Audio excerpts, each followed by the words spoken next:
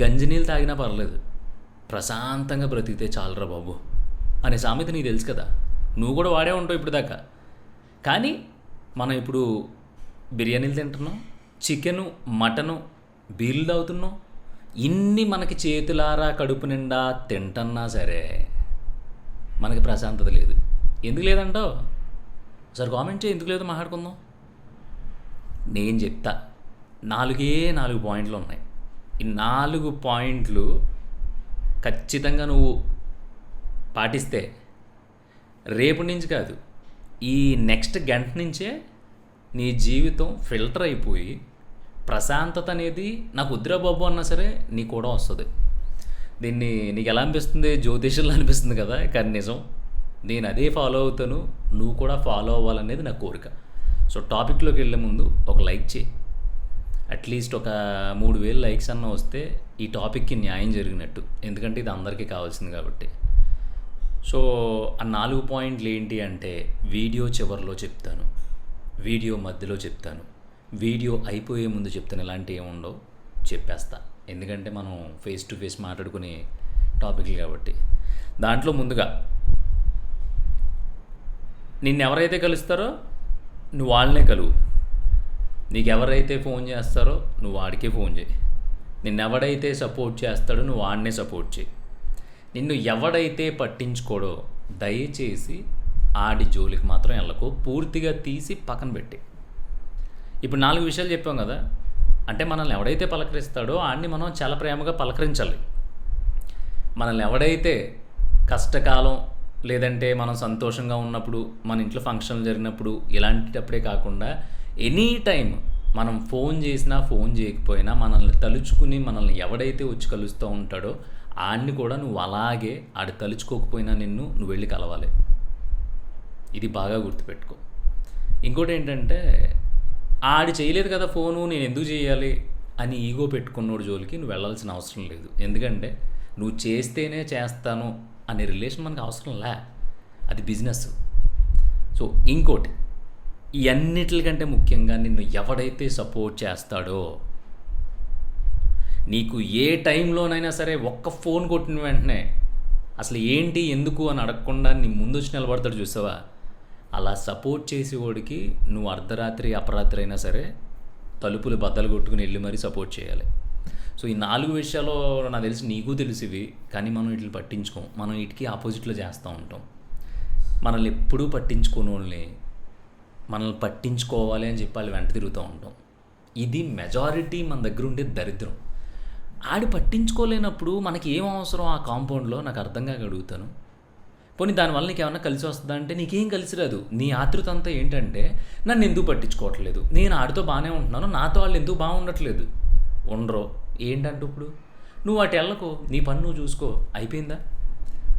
ఇప్పుడు వీళ్ళందరికీ నెలకోసారో, వారానికోసారో, 10 రోజులకోసారో ఫోన్ చేయకపోతే నాకు మళ్ళీ ఎవడో ఫోన్ చేయడేమో, నన్ను అందరూ మర్చిపోతారేమో, నన్ను అందరూ వదిలేస్తారేమో అనుకుని అందరికీ పేరు పేరున ఫోన్ చేసుకుంటా వెళ్తావు. ఒకసారి బాగానే ఉంటుంది, 2 నెలలు బాగానే ఉంటుంది, 3 నెలలు బాగానే ఉంటుంది. తర్వాత నుంచి నీ ఫోన్ ఎవడే ఎత్తాడు. ఎందుకో తెలుసా? ఈడేంటారు బాబు, వారానికి ఒకసారి, నెలకోసారి సావ దుబ్బుతాడు, 5 నిమిషాలు 10 నిమిషాలు, మనకేం పనులు ఉండవేంటి అని విసుకొస్తుంది. అందుకని నిన్ను తలుచుకున్నా తలుచుకోకపోయినా నీకు ఎవడైతే ఫోన్ చేస్తూ ఉంటాడో, ఇలాగా వారానికి ఒకసారి మనవాడితో మాట్లాడదాం, 10 రోజులకి ఒకసారి మాట్లాడదాం అని ఎవడైతే చేస్తాడో ఆడిని ఎప్పుడూ ఇసుక్కోకు. ఆడికి కూడా నువ్వు అదే టైప్లో, ఆడి తలుచుకున్నా తలుచుకోకపోయినా నువ్వు వాడికి ఫోన్ చేయి. 5 నిమిషాలు కాకపోయినా 2 మినిట్స్ మాట్లాడు. ఎందుకంటే ఇలాంటి క్యాండిడేట్లు మెజారిటీ ఉండరు కాబట్టి, ఒకవేళ నీ లైఫ్లో ఉంటే ఆడిని అంటిపెట్టుకుని ఉండు. ఇంకోటి ఏం చేస్తావు అంటే, నీకు ఎవడో సపోర్ట్ చేయడు బేసిక్గా బయట. ఇప్పుడు ఈ క్షణాన్న ఈ వీడియో చూస్తున్నావు కదా, ఒకసారి పాజ్ కొట్టి ఎవరికైనా నువ్వు బెస్ట్ అని రాసేసుకుని పూసేసుకుని తిరిగేసి మీ చుట్టాల్లో ఇళ్ళల్లో ఉంటారు కదా, వాళ్ళు ఫోన్ చేసి అర్జెంటుగా ఒక 20,000 కావాలని చెప్పు, లేవంటారు. వాళ్ళ దగ్గర ఉన్నా సరే లేవంటారు. అమ్మని అమ్మని సడన్గా అడిగాడు, ఎందుకు లేరు బాబు మనకి ఎందుకులే అనుకుంటారు. అదే పోరంబోకులా ఊళ్ళో తిరిగి బెట్టింగ్లు వేసుకుంటా, లేదంటే తాగి తందనాలు ఆడతా, పని పాట లేకుండా ఈ రకరకాల రచ్చల్లో తిరుగుతూ ఉంటాడు కదా, ఆడిని ఫోన్ చేసి అడగమను, 2-3 వెంటనే ఎందుకని కూడా అడగ టప్మని ఇచ్చేస్తారు. అది సొసైటీలో ఉన్న పెద్ద దరిద్రం. ఇక్కడ నిజాయితీగా ఉన్నోడికి సాయము పుట్టదు, అప్పు పుట్టదు. ఈ 2 పుట్టవు. ఎందుకంటే, ఎందుకో మరి అది బేసిక్‌గా అది నేను చాలా సార్లు ఆలోచించినా నాకు కూడా ఐడెంటిఫై అవ్వలేదు. అందుకని నీకు లైఫ్‌లో ఎవడైనా "అరే బావ ఇదిరా" అని చెప్పిన వెంటనే అది ఏంటి, ఎందుకు అని అడగకుండా సపోర్ట్ చేసేవాడు ఎవడన్నా ఉన్నాడనుకో, దయచేసి ఆడిని వదలకు. ఎందుకంటే అలాంటియి రేర్‌గా ఉంటాయి. ఇలాంటి మనుషులు కూడా లేరు. ఒకవేళ ఉంటే నువ్వు వదలకు.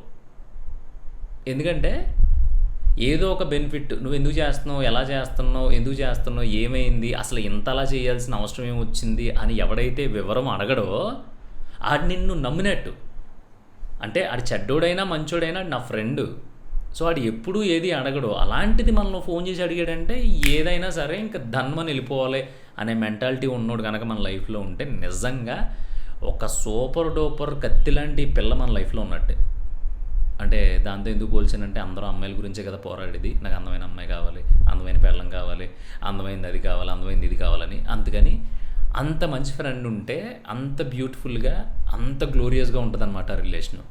సో ఈ 4 విషయాలు మనకి తెలిసినా మనం ఈ 4 విషయాలకి ఆపోజిట్లో వెళ్తూ ఉంటాం.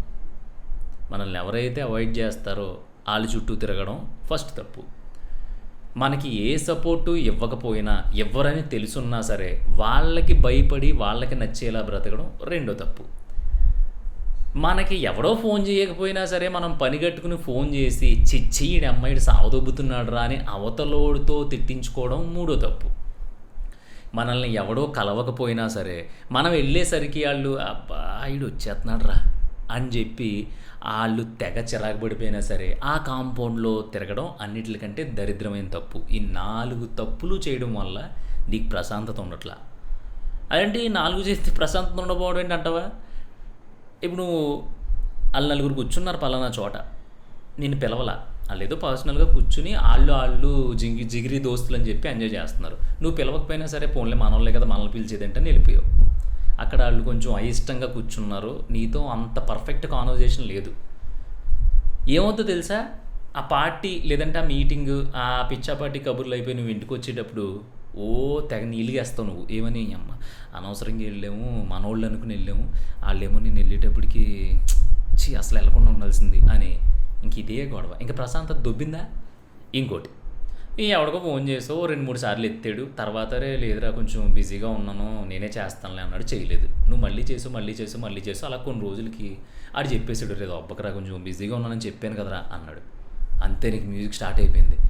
నేను నా ఫ్రెండు, నా బంధువు, నా చుట్టం, నా అన్న, నా తమ్ముడు అని అసలు ఏం చేస్తున్నాడు ఏంటి కష్ట సుఖాలు తెలుసుకుందాం అని నేను చేస్తే ఆడు ఇసుక్కుంటున్నాడు, నేను చేసిన తప్పేంటి అని మళ్ళీ పిసికేసుకుంటావు నువ్వు. ఇక్కడ కూడా మనశ్శాంతి దొబ్బింది. నీకెవడో సపోర్ట్ చేయలేకపోయినా ఎవడో ఏదో చిన్న దాంట్లో ఇరుక్కుంటే నువ్వు మావోడు కత్తి తురుము అని చెప్పి నువ్వు వెళ్ళి దూరేసావు. దూరేసిన తర్వాత ఏమైంది, సిచ్యువేషన్ మంచి క్రిటికల్గా ఉన్నప్పుడు ఆడు సైడ్ అయిపోతాడు మెల్లిగా, నువ్వు సెంటర్ అయిపోతావు, దొరికేసావు నువ్వు. అక్కడ అందరూ ఈ అమ్మాయి అది ఇది అని మీద పడిపోతారు. అక్కడ కూడా అంతే, అనవసరంగా నేను వెళ్ళాను, నా మనిషి కదా అని నేను వెళ్తే చివరికాడు నాకు సంబంధం లేనట్టు ఫోన్లు ఎత్తడం మానేసి ఆ గొడవలో నన్ను వదిలేశాడు, ఇంకెప్పుడు ఎవరికి సాయం చేయకూడదు అని మళ్ళీ పీకేసుకుంటావు. అసలు ఇన్ని నీకు నువ్వే కెలికేసుకుని, నీకు నువ్వే గజిబిజి క్రియేట్ చేసేసుకుని, నీకు నువ్వే జుట్టు పీకేసుకుంటున్నావు ఈ 4 విషయాల వల్లే. ఒక్కసారి 4 ఫస్ట్ మనం చెప్పుకున్నట్టు నిన్ను ఎవడ కలిస్తే ఆడనే కలు, నీకు ఎవడ ఫోన్ చేస్తే ఆడికే ఫోన్ చేయి, నీకు ఎవడో సపోర్ట్ చేస్తాడో ఆడికి అవసరం వచ్చినప్పుడు అడ్డంగా నిలబడిపో. ఒకసారి ఇది పాటించుడు, చాలా బ్యూటిఫుల్గా ఉంటుంది. నేను ఎందుకు చెప్పనా, చాలామంది ఎలా ఉంటారంటే మనం ఫోన్ చేస్తే అవసరం కోసం ఫోన్ చేసామని ఫీల్ అవుతారు. ఒక మనిషి అవసరం కోసం కాకుండా, సలహా కోసం కాకుండా, దాన్ని ఏమంటారు, ఒక క్రిటికల్ సిచ్యువేషన్లో ఉన్నప్పుడు కాసేపు మాట్లాడితే బాగుంటుందని కాకుండా పదే పని పాట లేకుండా ఏంటి ఊళ్ళో విషయాలు ఏంటి, మొన్న ఇల్లు పలానా వాళ్ళు అమ్మాయి అదని కదా అని, లేదంటే ఆడు ఐపీ పెట్టేయడంట కదా, ఆడు అప్పులు చేసి బాగానే ఉండేవాడు కదరాడా, నాకు అప్పుడు అనుమానం వచ్చింది అని ఊళ్ళో ఏం జరుగుతుంది, సందులో ఏం జరుగుతుంది, ఆడెవడ కొంపలో ఏం జరుగుతుంది, ఆడి పెంటలో ఏం జరుగుతుంది, ఆడి గేదెల పాకలో ఏం జరుగుతుంది, ఆడి పొలాన్ని ఏం జరుగుతుంది, ఇవన్నీ కనుక్కోవడానికి ఎవడికి పడితే ఆడికి నువ్వు పదే ఫోన్ చేస్తా కూర్చున్నావు అనుకో, అసలు నీ ఫోన్కి వాల్యూ ఉండదు, నీ మాటకి వాల్యూ ఉండదు, అన్నిటికంటే ముఖ్యంగా నీకు వాల్యూ ఉండదు బాసు. ఇది చాలా వర్స్ట్ హ్యాబిట్. ఇవన్నీ మీద వేసేసుకుని ఈ ప్రశాంతత లేనట్లని అన్నిటినీ కెలికేసుకుని గంజి నీళ్ళు తాగినా చాలురా బాబు ప్రశాంతంగా ఉండొచ్చు అంటే ఎక్కడి నుంచి వస్తుంది ప్రశాంతత? రాదు. ఆ సామెత ఎందుకు పుట్టిందంటే ఎవడి జోలికి వెళ్ళకుండా, ఎవరిని అడగకుండా, ఎవడి విషయాల్లోని కలగజేసుకోకుండా, మనల్ని ఎవడు ఏమనుకున్నా సరే ఇన్ని బియ్యం తెచ్చుకుని ఆ బియ్యం ఎసరేసి కింద మంట ఎట్టి దాన్ని ఉడికించుకుని మళ్ళీ ఆ గింజలో ఆ అన్నం ద్వారా వచ్చిన నీళ్ళు కూడా వేస్ట్ అవ్వకుండా ఆ నీళ్ళనే ఆ అన్నంలో కలుపుకోవడానికి ఉపయోగించుకొని అది తినేసి మనం చెట్టు కింద పడుకున్నాం అనుకో, అసలు మనల్ని అడిగేవాడు ఎవడో? అసలు మనం ఎవరికి సమాధానం చెప్పాలి? అసలు మనకు వచ్చిన బాధ ఏంటి? ఏమీ లేదు కదా. అలా కాకుండా ఇన్ని బియ్యం తెచ్చుకుని దాని కింద మంట వెలిగించి పక్కింటికి వెళ్దాం వద్దో, ఇప్పుడు ఇటు పచ్చడి ఎత్తే అద్భుతంగా ఉంటుంది గింజలో, పోన్లే పని పచ్చడి కాకపోయినా పని చేద్దాము, షాప్ ఉంది కదా రోడ్డు చివర, మన దగ్గర డబ్బులు లేవు, ఒక ఉల్లిపాయ అడుగుదాము, అయ్యబాబు మళ్ళీ అడిగితే ఎత్తాడో లేదో, ఇవన్నీ కలగజేసేసుకుని అసలైన ఐటెం నీ దగ్గర ఉంది, అదేంటి? అన్నం గంజి. అదే పంచభక్ష పరమాణం ప్రస్తుతానికి. మనం అది ఇంట్లో పెట్టుకుని నువ్వు ఉల్లిపాయ అడగనా, పచ్చడి అడగనా, మిరపకాయ అడగనా, చెక్క అడగనా, పాకు అడగనా, ఇవన్నీ అడుగుతూ కూర్చున్నావు అనుకో, ఇది ఉన్న సంగతి మర్చిపోయి నీ ఆలోచన వల్ల మొత్తం పెంట అయిపోయింది. తర్వాత నువ్వు తిన్నా నీకు అరగదు, తినేటప్పుడు కూడా అరగదు, తిన్న తర్వాత పడుకున్నా కూడా అనవసరంగా మనం వేస్ట్ చేస్తాం ఒక మీలు. ఉల్లిపాయ అడిగితే నీ సొమ్మేం పోదును, ఇద్దరేమో కదా అనే డౌట్ మళ్ళీని.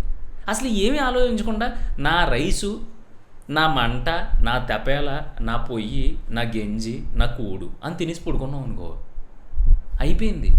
నీకు అంతకు మించిన ప్రశాంతత ఏముంది? ఈ వీడియో మెయిన్ సారాంశం అదే. నీకు ఎగ్జాంపుల్ చెప్పనా, లాస్ట్ టైము దాన్ని ఏమంటారు, ఏదో ఫంక్షన్ జరుగుతుంది.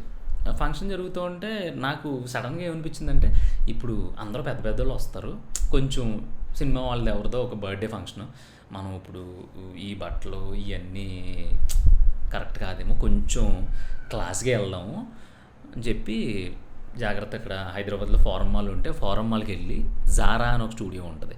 బేసిక్గా మనం దాన్ని ఎప్పుడు బయట నుంచి చూస్తాం తప్ప లోపలికి కూడా వెళ్ళలేదు. రిస్క్ చేసేద్దాం ఈ ఒక్కసారికి, నీ వెళ్ళాలి, మనం కొంచెం యాక్టర్ అవుదాం అనుకుంటున్నాం కదా, బాగా కనిపించాలని చెప్పి మనకు ఆగక లోపలికి వెళ్ళి కాస్ట్లు చూశాను అన్నీ. ఫస్ట్ టైం నేను జారాలోకి వెళ్ళడం, అంటే బ్రాండ్ తెలుసు చూశాను కానీ ఆ రేట్లు ఎక్కువ ఉంటాయని తెలుసు కానీ మరీ అంత ఎక్కువ ఉండు. చిరిగిపోయిన ప్యాంట్ ఏమో 30,000, బొక్కలు అడిపోయిన షర్ట్ ఏమో 40,000, ఈ రేంజ్లో ఉన్నాయండి. నేను ఇద్దరు సేల్స్ గర్ల్స్ వచ్చి సార్ చెప్పండి సార్, అది సార్ ఇది సార్ అంటే యా అని చెప్పి 2 ఇంగ్లీష్ ముక్కలు మనకు వచ్చి మాట్లాడి అన్నీ చూస్తున్నా. ఇప్పుడు నా పరిస్థితి ఏంటంటే లోపల అనవసరంగా ఎదవా లోపలికి ఎవడ రమ్మన్నాడు నిన్ను, ఇప్పుడు ఇవన్నీ చూసావు, దీంట్లో ఒక్కడు కూడా మనం తీసుకోకుండా వెళ్తే వాళ్ళందరూ మనకే చూస్తున్నారు. మన దరిద్రం ఏంటంటే మనం లోపలికి వెళ్ళేసరికి కస్టమర్స్ ఎవరు లేరు, అందరూ నా మీదే ఫోకస్, నన్నే చూస్తున్నారు అనుకున్న. నీ అమ్మ చిచ్చి అనవసరంగా వచ్చాం ఎక్స్ట్రా చేయడానికి, జారా అనేది దోల తీరిపోద్దని నీకు తెలుసు కదా ఎందుకు వచ్చావు అని. ఆ షోరూంలో ఉన్న కరెక్ట్గా 10-15 నిమిషాలు, పావుగంట కుమిలిపోయాను నేను. అంటే కుమిలిపోవడం అంటే ఏడ్ చేయడం కాదు, రకరకాల ఈ క్వశ్చన్లు, రకరకాల ఆన్సర్లు, ప్రశాంతత దొబ్బింది నాకు అక్కడ. ఏదో ఒకటి అవుద్దని గుండె ధైర్యం చేసుకుని బయటకు వచ్చేసా. బయటకు వచ్చి అప్పుడు అనిపించింది, ఈ బట్టలు బాగానే ఉన్నాయి కదా, సర్లే పలానా సినిమాలో నిజంగా ఇలాగే నార్మల్ వెరీ యావరేజ్గా ఇలాగ ఉండే ఒక క్యారెక్టర్ కావాలనుకుని ఎవరన్నా వెతుకుతూ ఉంటే ఫంక్షన్లో నేనే దొరకొచ్చేమో అని నాకు నేను అనుకుని హ్యాపీగా ఫంక్షన్కి వెళ్ళి వచ్చేసా. అలా కాకుండా నేను ఆ జారాలో వాళ్ళందరూ ఏమన్నా అనేసుకుంటారేమో, బాబు ఇప్పుడు ఆ ఫంక్షన్లో ఎవడో ఏదో అనుకుంటాడేమో అని చెప్పి ఒక జత కానీ కొనుంటే తక్కువ 7-8 వేలు అవుతుంది. ఇంకా లీస్ట్ ఒక ప్యాంటు షర్టు 7-8 వేలు అవుతుంది. దాంట్లో మళ్ళీ దానికోసం నేను ఈఎంఐ పెట్టాలి, ఎందుకంటే మనకుండే బడ్జెట్, మనకుండే ట్రాక్ రికార్డ్ అలాంటిది కాబట్టి.